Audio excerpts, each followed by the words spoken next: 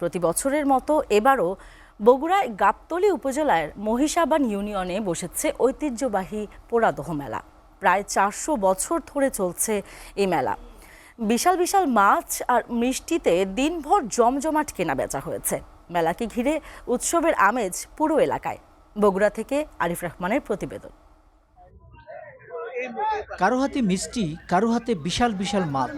মাছ দেখলেই মন আর চোখ জোড়ায়। এমন মাছ নিয়ে জামাইরা ছুটছেন শ্বশুর বাড়িতে। এমন রীতি চলছে বছরের পর বছর। মাঘের শেষ বুধবার ইছামতি নদীর ধারে বসে এই মেলা। এই মেলাকে ঘিরেই পূর্ব বগুড়ার 5টি উপজেলায় ঘরে ঘরে চলছে উৎসবের আমেজ।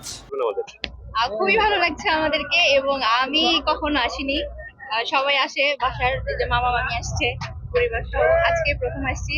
নিরাপত্তা আমরা খুব সুন্দরভাবে খোলামেলা ভাবে নির্ভয়ে ঘুরে বেড়াচ্ছি, কোনো সমস্যা নেই। আমরা বগুড়া থেকে আসছি, মেলায় এসে খুবই ভালো লাগছে।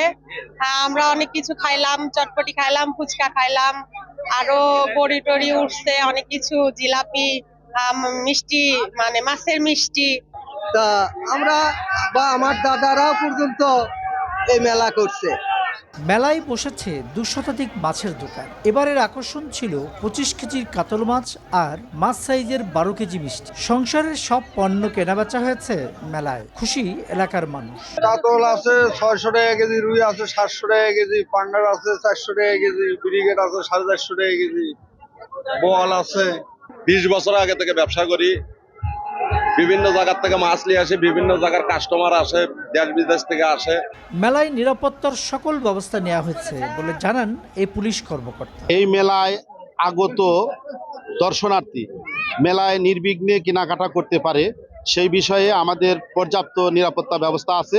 ভিড় এড়াতে গত কয়েক বছর আশপাশের বিভিন্ন এলাকায় ছড়িয়ে পড়েছে মেলা। আরিফ রহমান, এসএটিভি,